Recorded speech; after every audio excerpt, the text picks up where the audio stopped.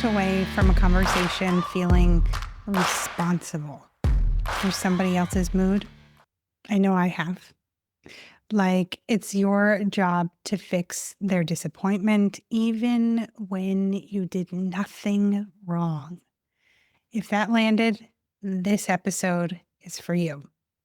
We're going to dive in today to something that I hear constantly from high functioning, even emotionally intelligent women, especially those who tend to overthink and overfunction. I just don't want to upset them. I feel bad when people are disappointed in me. I know it's not my fault, but I still feel responsible. And if you've ever felt like you were carrying somebody else's emotional weight on your back, I want to talk through exactly how you can begin to set that burden down. I'm curious, what has been your pattern? Do you say yes when you want to say no? You apologize for things that aren't actually yours. Maybe you rewrite emails or text messages several times to avoid sounding harsh.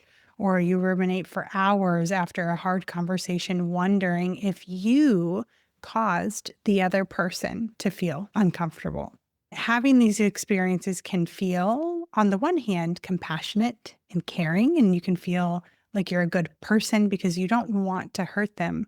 But at the root, it is often codependency wrapped up in empathy. Quick note, codependency is where one person enables another person's, we'll call it dysfunction. This can be on the extreme side where we're talking about addiction and, at various levels like poor mental health, immaturity, irresponsibility, underachievement. And then while enabling that, neglecting their own needs. Does that make sense? Okay. So you're not just feeling with someone, you're actually feeling for them and then adjusting yourself to protect their experience. And maybe up to this point, you may have just said, well, I'm an empath. That's just how I am.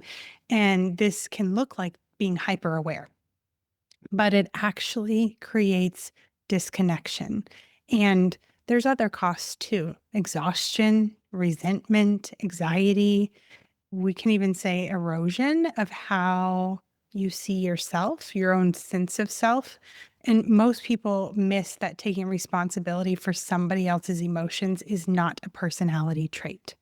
So often I hear it framed in that way, that that's just the way they are. It's just their personality. It's just how they are. And I'm going to say again, it is taking responsibility for somebody else's emotions is not a personality trait. It isn't just who you are. It is a nervous system strategy, especially if you grew up in a home where emotions felt unpredictable or intense, or if emotions were outright denied. Your body learned something specific. I feel safest when everyone else is okay. So now, unless you've done some work around that, even as an adult, someone else's discomfort doesn't just register as theirs for your nervous system. It actually feels like a threat, but it is a perceived threat.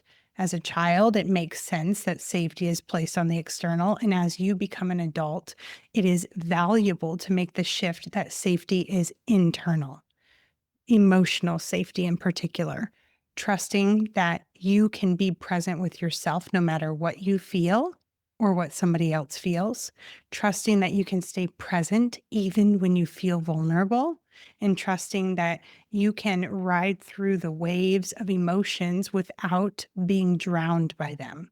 Safety is not perfect control of the circumstances. And I want you to ask yourself, how many times have I looked at that as safe? If somebody has a certain emotional response, to what extent has your immediate thought or response been, well, I don't feel safe around you?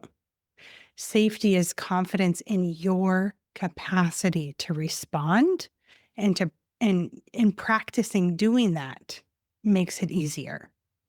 Are you hearing me on this? Okay. Up to this point, if you've been relating to this. It's like your body has become a smoke detector, constantly scanning for signs. Okay, is somebody upset? What's their mood? What are their emotions right now? And when it senses discomfort, you maybe have automatically sprung into action like there's a fire, even when there isn't. So you shift or you shrink or you apologize or you back down, not because you want to deep down, but because your body believes that it is the only way to stay safe. So I want you to take a moment right now and ask yourself, where have I been holding someone else's emotions like they are my own? What would it feel like to finally set it down? Because here's the problem with carrying it. When you constantly take responsibility for how other people feel, you unknowingly almost enter in this psychological, emotional, unspoken contract. You carry guilt for things that aren't yours. You overfunction in relationships. You confuse love with this really tightly held labor with your emotions. And eventually, what can happen, and you may resonate with this already happening, you lose track of your own needs. You don't know how you actually feel. And oftentimes, you don't know what you actually want. Maybe you don't trust your own boundaries, and part of you feels resentful, exhausted, disconnected, not just from other people, but from yourself. I was here for a long time and I had all of these experiences personally. And I want to be clear what is your personality and what's not. Because sometimes when I'm talking about this, people can jump to the extreme and they're like, what? I'm just supposed to be a jerk all the time? No. Oh, what? I'm more important than everybody else now? No. Or a fear will come up like, I don't want to be selfish. That's not what we're talking about. You are responsible for the tone of your voice. You're responsible for the timing of your words. You're responsible for your intention. You're responsible to regulate your own emotions so that you communicate in a non defensive way. You're not responsible for somebody else's mood. You're not responsible for their triggers. And you're not responsible for how they perceive what you said. You can be kind without becoming a doormat. I teach people that every single day. You can be compassionate without erasing your own needs. You matter too. So imagine for a moment being able to say no and not spiral for hours. Imagine being able to hold a boundary and actually feeling proud of yourself instead of guilty. That isn't just a fantasy. That is what happens when you heal. And it's not just mindset work, because at this point, if you've been resonating with this, your nervous system is involved. And if you're a human, you have a nervous system. Healing your insecurities and recalibrating your nervous system is necessary because that has been driving you in ways that you may not even be aware of. Unless you feel safe being misunderstood, unless you feel safe when someone is disappointed, unless you feel safe staying rooted in what you know is true for you when somebody else is dysregulated, your body is going to keep defaulting to people pleasing, defaulting to taking more responsibility than is yours, defaulting to over functioning. And there is a way for you to learn to stay connected with yourself even when somebody else is uncomfortable, to pause, to breathe, and just to let their feelings be theirs without shutting down, without questioning everything, without spiraling. And there is a way for you to say, it's not mine to carry, and to feel safe believing that. Now, every now and then, I have a client who will come to me and who will ask, can you move some of the What the F with Steph group coaching calls to the evenings? Old me would have done it. In fact, in 2021, when I was running my group program, I had all of the calls in the evening, not because that's what was most convenient for me, but because that's what was most convenient for others, or at least one other person. And then if I did that, I may have felt resentful. I would have felt exhausted working all day into the night and struggling to fall asleep. And if I said no and they felt disappointed, there's a part of me that would have questioned myself. Maybe there's a part of me that also would have over explained or, trying to make it up to her in some way. But the gift to each of us, especially to those who have been stuck in this pattern like I was, is that you matter too. You have to treat yourself like you matter too. That's your responsibility.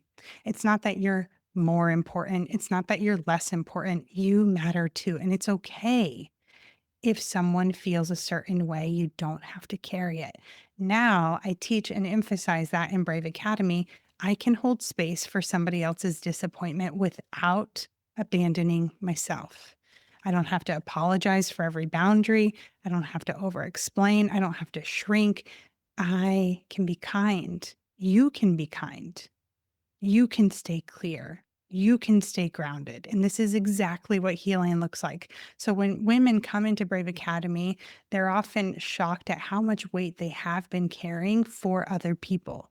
And I'm not just talking about for their children, not all of them are moms, but they'll say things like, I guess I thought it was my job to make everyone feel better. And I didn't realize that I was putting my needs last so often.